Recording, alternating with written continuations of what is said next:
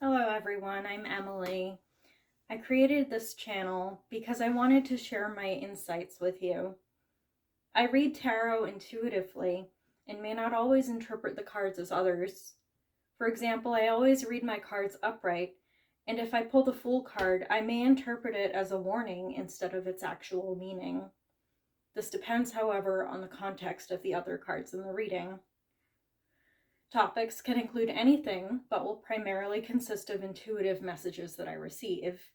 I will always be mindful to respect everyone, regardless of identity, and I ask that you do the same. This is a safe space for everyone. After a difficult period in my life, I felt as though I had no direction or no place to turn. With the help of someone I trusted, I began reading tarot.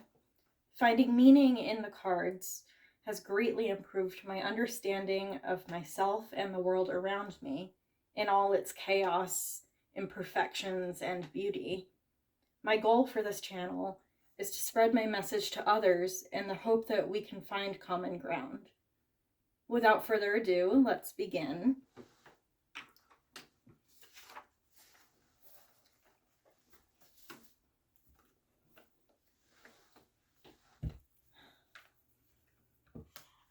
So I'm trying to get a sense of the overall mood for everyone. I want to see what other people are feeling kind of in this moment. Just for some reason I've been getting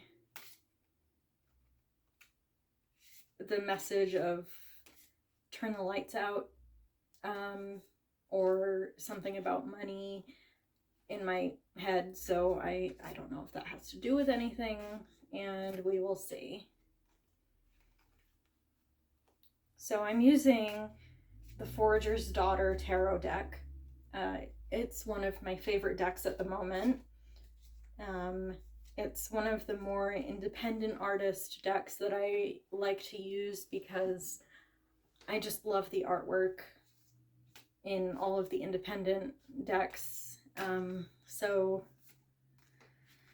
let me get a sense of what people are feeling at this moment in time.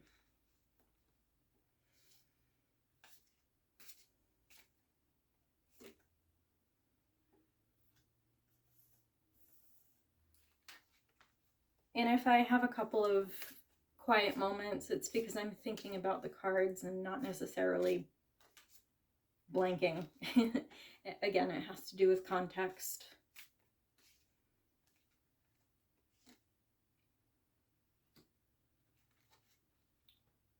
Okay, so I pulled the Knight of Wands and the Seven of Wands. And for some reason, I feel like there's some kind of universal struggle that everyone is kind of just feeling like there are hurdles that we can't seem to get over. I guess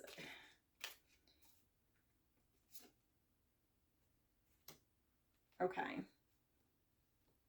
So what I forgot to mention or explain is that this deck comes with maybe 5 or 6 extra cards that are not typically in the Rider-Waite-Smith deck. So this one, I just pulled one for this reading called Ancestor. And if I can, here's a better picture of it, and it shows like a skull in sort of some kind of crystal ball. And I think what this is saying is that, you know, really kind of think back to your roots. Really, really come to terms with who you are as a person and be mindful of what may come. So again, 4 of Cups. And I think that with tarot, there's always something that everyone sees as like a bad card. And I think that with tarot, there's nothing necessarily good or bad about the cards. I feel like they're kind of these neutral meanings that they just are. And so with the Four of Cups, I'm getting the sense that there are options ahead. There are opportunities for us to look forward to. As much as we look to our past, it's just as important to look to the future.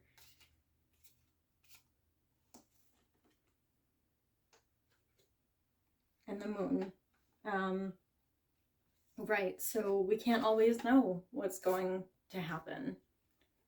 And again, that's not necessarily a bad thing or a good thing. So in this sense, I'm kind of taking it as like, I'm reading it as like a kind of how I would read the Fool card, as taking a leap of faith into the unknown in this sense. So kind of like going for what you want, not really knowing what might happen, really thinking about, you know, just going for what you want.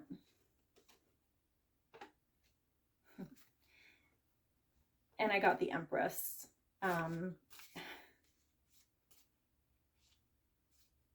So it could mean, well, let me get a better idea. Okay. So there's the Empress and the Wheel of Fortune. And I think that you've got some good times coming ahead. As much as we feel stuck right now, I feel like everything is just kind of coming to a head. Yeah, a new adventure of some sort, the Page of Wands, something that you really, really care passionately and deeply about.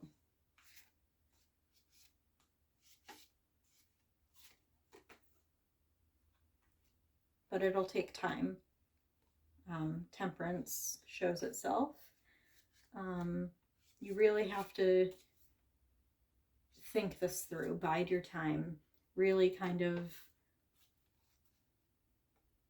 make a list of the pros and cons of what you may or may not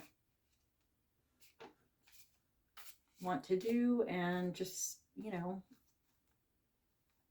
kind of go with it. Like, be patient. It takes time. Yeah. So the King of Swords is here.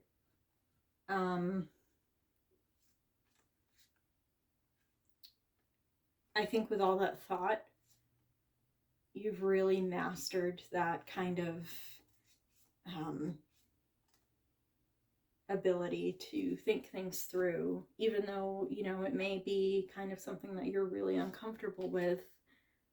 It could be the right decision for you.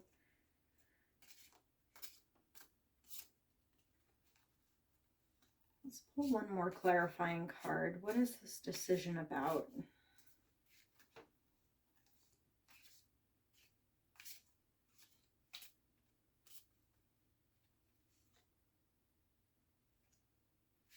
Yeah, so it's a struggle. The Five of Swords, it's an internal sort of this or that kind of struggle. So you may be kind of butting heads with yourself.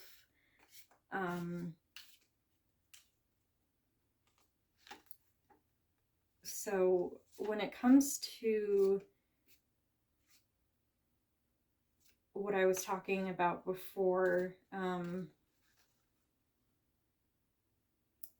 with, you know, turn the lights off, or, you know, just the intuitive messages I was receiving, I was trying to figure out what that meant. So this one, turn the lights off, I think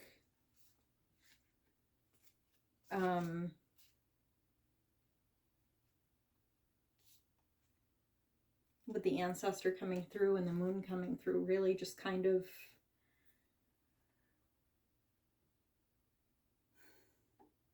delving deep into yourself, really, really thinking about what it is that you want and how to move forward. And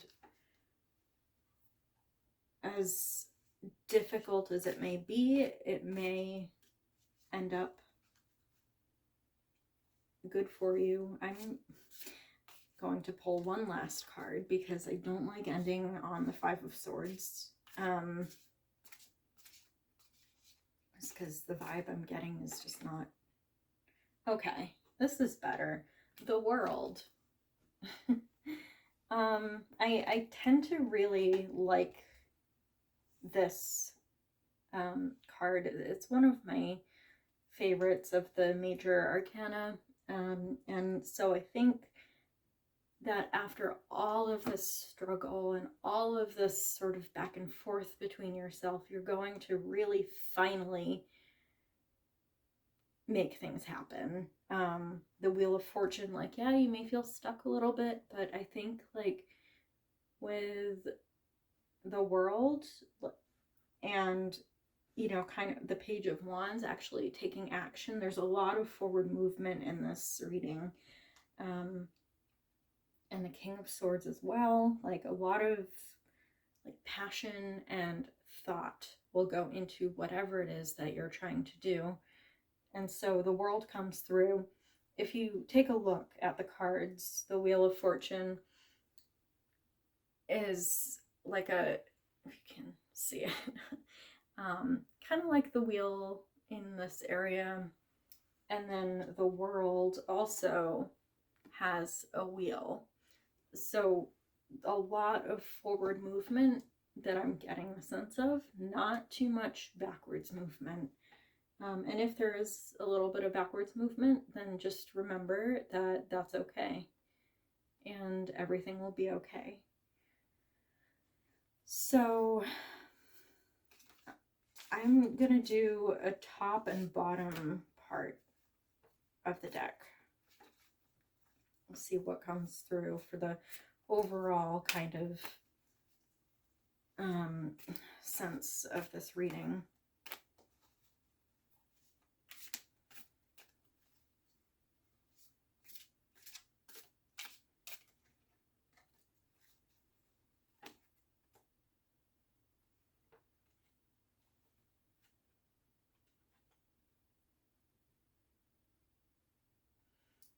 So the Six of Cups was on top, and one of the other major arcana that's not typically part of the Rider-Waite is also showing itself. It's called Ephemerality, and this is all about really, really doing what it is that you love.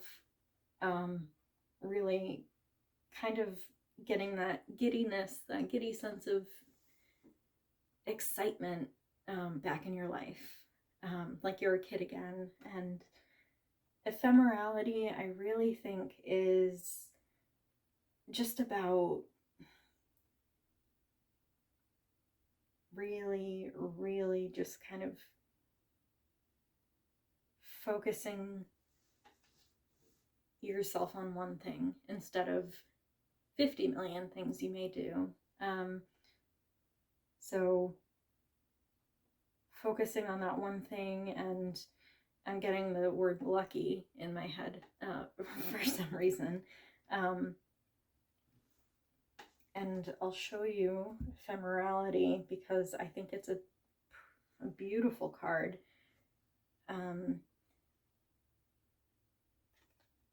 It shows a moth with some flowers in the background. I'm not exactly sure what the flowers are.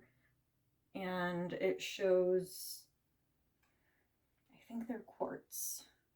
And so kind of really moving into that sense of self that you really, really want to become. Like, really just go with the flow and moving on to something better.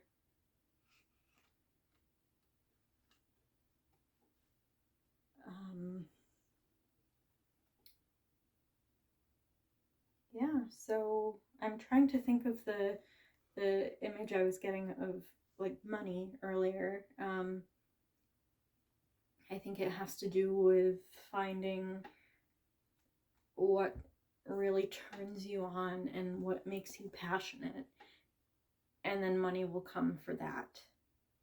You'll get whatever it is that you've been dreaming of, or whatever it is that you may think is, you know, sort of one of those impossible things, but it may not be impossible.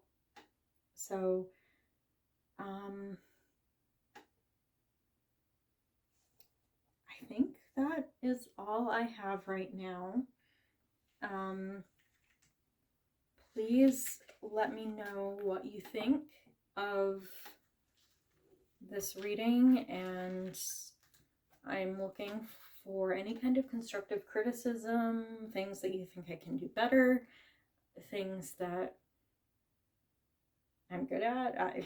Who knows?